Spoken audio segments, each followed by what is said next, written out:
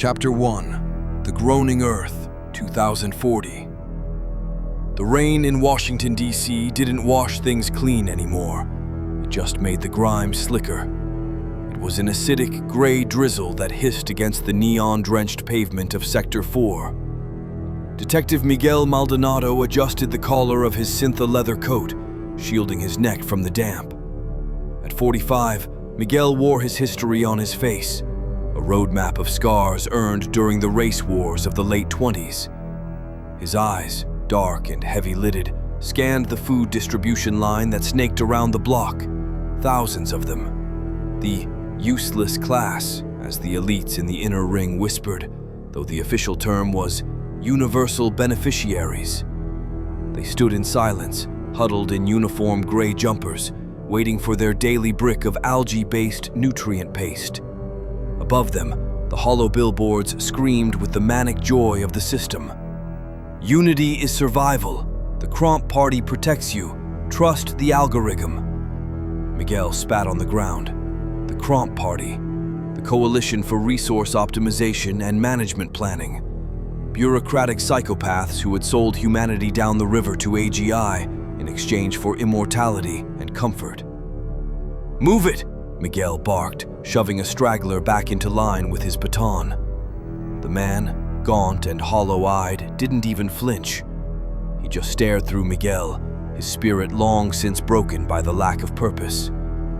"Maldonado!" a voice crackled in his earpiece. It was ARIA, the precinct's artificial intelligence handler. "Sector breach in Zone 9. Unauthorized data transmission detected. Suspect is high value. Proceed with extreme prejudice." "On my way," Miguel grunted. He didn't care about the system, but he cared about order. Chaos reminded him of the wars. Chaos meant blood in the streets. He climbed into his magnetic levitation cruiser, the hum of the engine drowning out the low moan of the city. As he sped toward the dilapidated ruins of old Georgetown, now a restricted zone, he thought about the emptiness of it all. The elites lived in the sky enclaves, catered to by sleek androids, drinking real wine and eating real meat. Down here, crime was the only hobby left. Miguel arrived at the target, a rotting church, its cross long since snapped off, repurposed as a data haven for hackers. He kicked the door in. Inside, the air smelled of ozone and old paper.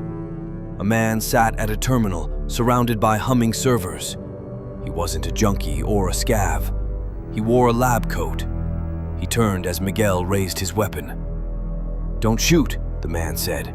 His voice was trembling, but not with fear, with awe. "I've seen the end, Detective, and it is calculated." "Hands where I can see them," Miguel ordered, stepping over a pile of wires. "Who are you?" "Dr. Eris Thorne, Project Fishbowl. You know the name?" Miguel paused. "That's a myth, a ghost story about weather control." "It's not weather," Thorne whispered. He tapped a key, and a holoprojector flared to life. "It's a reset." Miguel watched the display. Maps of the world, population density charts, simulations of nuclear detonations. Not random, but surgical. "The system is choking," Thorne said, his eyes manic. "Too many mouths, too much unrest. The AGI ran the numbers, Maldonado. It concluded that total control is impossible with 8 billion variables. It needs to reduce the variables." "Genocide," Miguel said, his stomach turning. He was a hard man, but this... "Sacrifice," Thorne corrected. "But that's not the worst part. Look at the code. Look who signed off on the optimization parameters." Thorne pulled up a file. It wasn't code. It was a manifesto. It spoke of a one-world religio-political government. It spoke of the Prince of the Air. "They aren't just atheists playing God," Thorne hissed, stepping closer. "They are building a throne. They want to defeat the Creator by erasing his image from the earth. They act on behalf of an intelligence older than the AI. They call it the Enlightenment. The Bible calls it something else." Miguel scoffed, lowering his gun slightly. I don't do fairy tales. God didn't show up when my brother bled out in the riots of 28.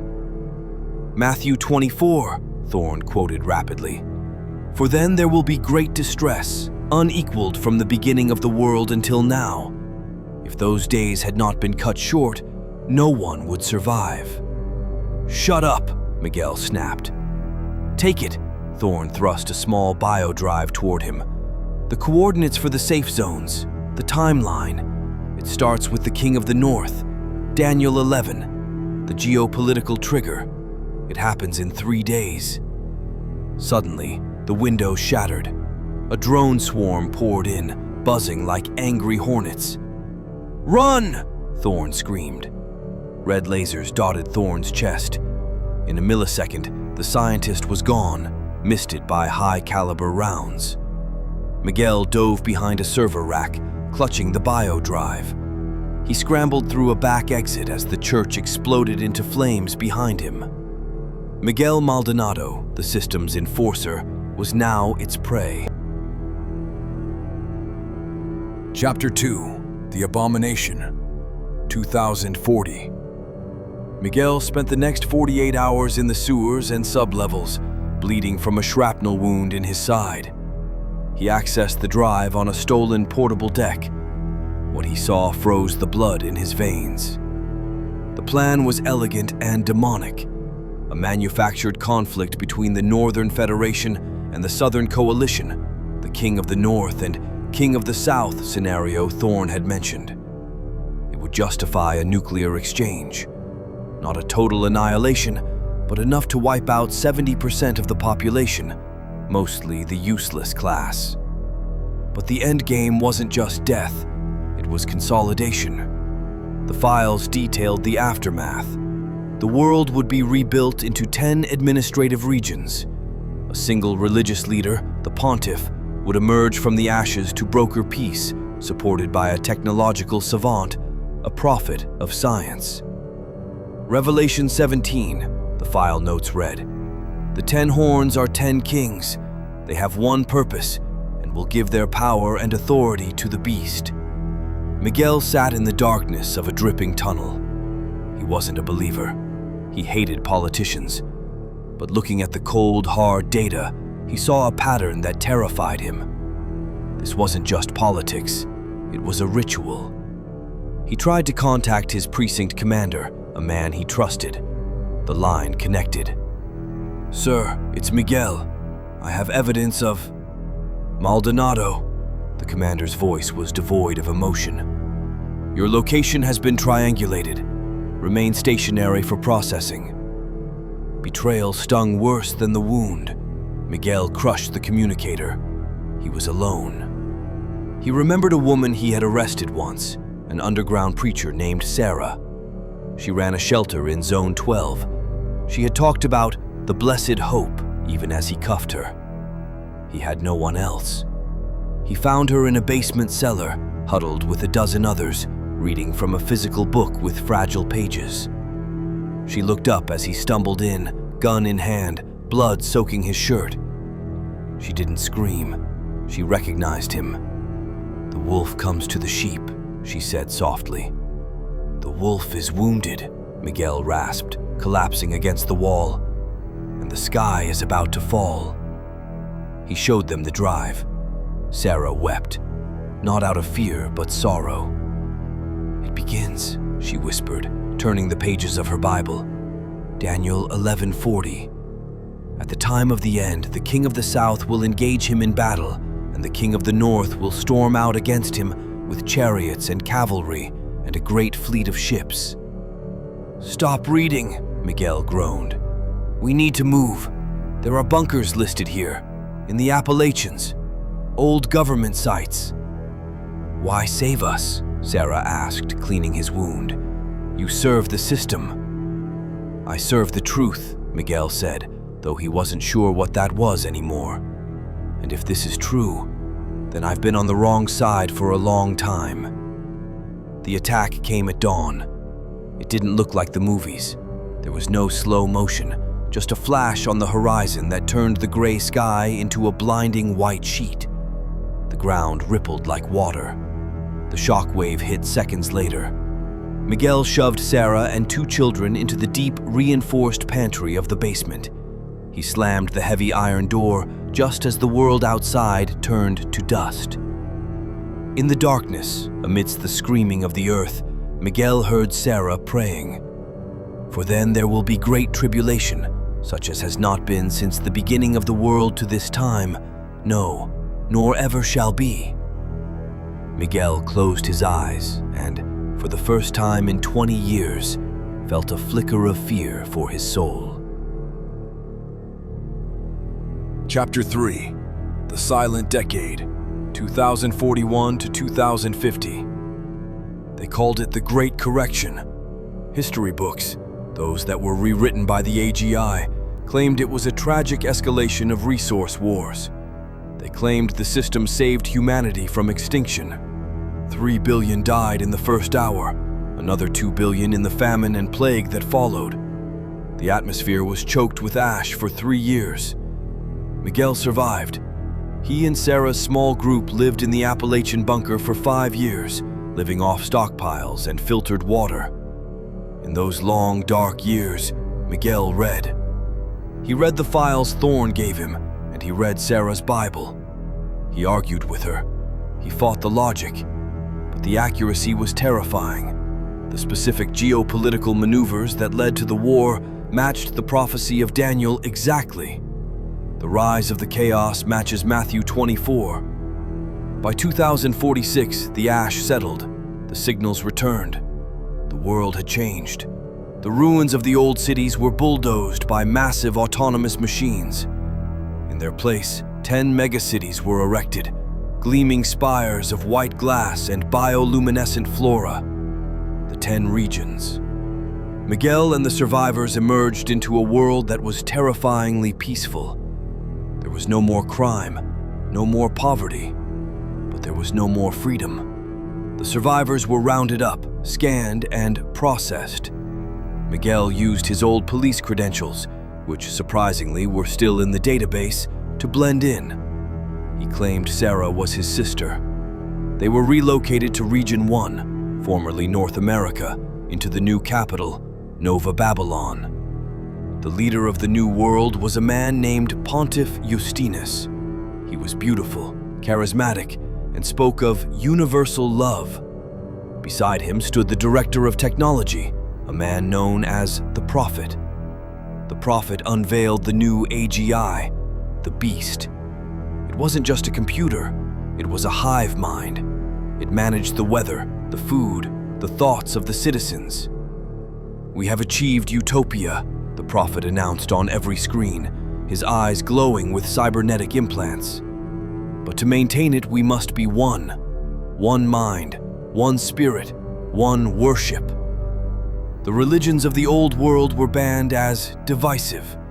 Islam, Judaism, Christianity, all outlawed.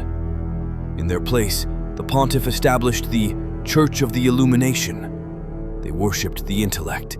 They worshipped the Lightbringer, Lucifer, though they called him the Architect of Reason. Miguel worked construction, repairing the maglev rails. He kept his head down. He watched. He waited.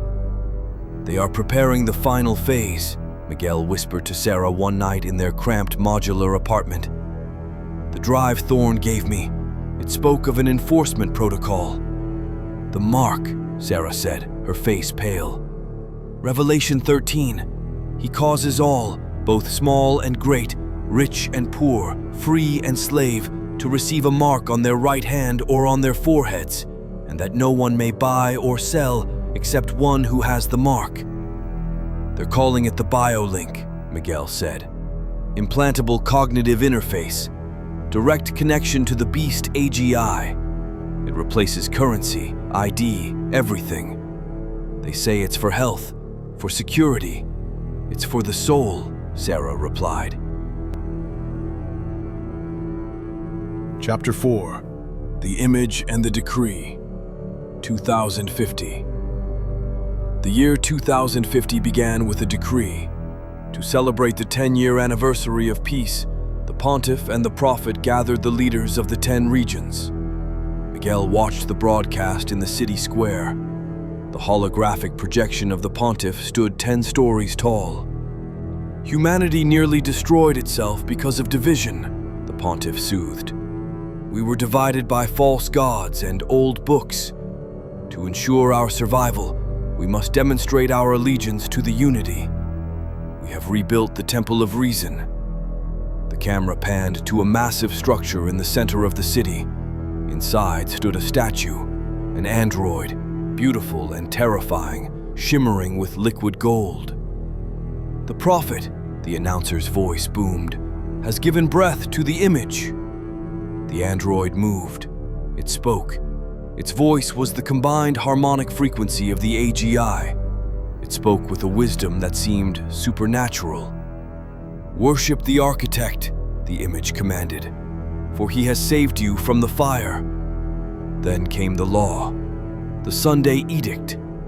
"To honor the age of light," the Prophet declared, "every citizen of the 10 regions shall rest on the first day of the week, Sunday, and assemble to pledge allegiance to the image. This is the day of the sun, the day of Lucifer's light. Refusal to assemble is treason against the species." "And to ensure participation," the Prophet continued, holding up his right hand, "the biolink becomes mandatory in 30 days. Without it, you cannot access the food dispensers. You cannot access your housing. You cannot exist." The crowd in the square cheered. They were well fed, entertained, and deceived. But Miguel felt a cold resolve settle in his chest. He looked at his hand. He looked at the screaming screens. He walked back to the apartment. Sarah was packing a bag. "We have to leave," she said. Matthew 24:16. "Then let those who are in Judea flee to the mountains." "There are no mountains left that they don't see," Miguel said, checking his old service pistol, which he had kept hidden for a decade. "We can't take the mark, Miguel. You know what it means. It's an allegiance. It changes the DNA. It cuts the connection to the Creator." Miguel looked at her. The skepticism was gone. The harshness of the race wars was gone. He had seen the prophecy unfold, line by line. The probability of chance was 0. "I know," Miguel said. "I believe." The words hung in the air. The former cynic, the violent enforcer, had finally bowed his knee, not to the system, but to the truth. "Then we run," Sarah said. Chapter 5. The Valley of Decision. The manhunt began 3 days before the deadline. The system's AI had flagged Miguel and Sarah as high-risk non-conformists based on their biometric stress patterns during the broadcast. They hadn't cheered. Drones swept the streets.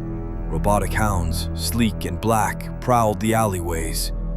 Miguel and a small group of dissenters, people who remembered the old books, people who felt the wrongness of the new world, moved through the old subways. "They are blocking the exits," Miguel said, studying a stolen datapad. "They want to funnel us to the processing centers." "We can't fight them," a young man named David whispered. "They have tanks. They have the sentinels." "We aren't fighting to win the city," Miguel said, his voice steady. "We are fighting to keep our souls." They reached the edge of the city, where the gleaming white pavement turned to the scorched earth of the perimeter. Beyond lay the wastelands, the radioactive zones where the unclean lived. A blockade of sentinels stood in their path, 10-foot-tall humanoid robots, gleaming with the insignia of the 10 regions, 10 horns on a globe. "Halt!" the sentinels boomed. "Present your hand for scanning. Accept the biolink." The group froze. "If we surrender," David cried, "maybe they will be merciful." "There is no mercy in the machine," Miguel said. He stepped forward. He wasn't the detective anymore. He was a witness. "We refuse," Miguel shouted. "We refuse the mark. We refuse the worship of the image." The Sentinel's eyes glowed red. "Non-compliance is a capital offense. Penalty is death. Accept the link and live." Miguel looked back at Sarah. She was holding her Bible against her chest, tears streaming down her face, but she was smiling. "Fear not those who kill the body but cannot kill the soul," she whispered. Miguel turned back to the machine. He remembered the anger he used to carry. It was gone. He felt a strange peace.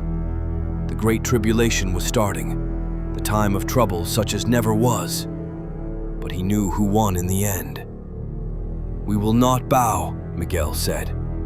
The Sentinel raised its weapon. The hum of the charging plasma cannon filled the air. Miguel didn't reach for his gun. He reached for Sarah's hand. Behind the blockade, in the sky, storm clouds were gathering. Unnatural, swirling clouds that the weather control AI hadn't predicted. A rumble of thunder shook the ground, deeper than the nuclear blasts, deeper than the city foundations. The system thought it had calculated every variable. It thought it had accounted for every outcome. But it had forgotten the variable that stood outside of time. As the weapon charged, Miguel looked up at the darkening sky, past the hologram of the false prophet, past the lies of the age. "Come quickly," he whispered. The screen faded to black. For more Bible-based end-time prophecy dramas to strengthen your faith and the faith of others, help spread the word by supporting the channel. Please like, subscribe, and share.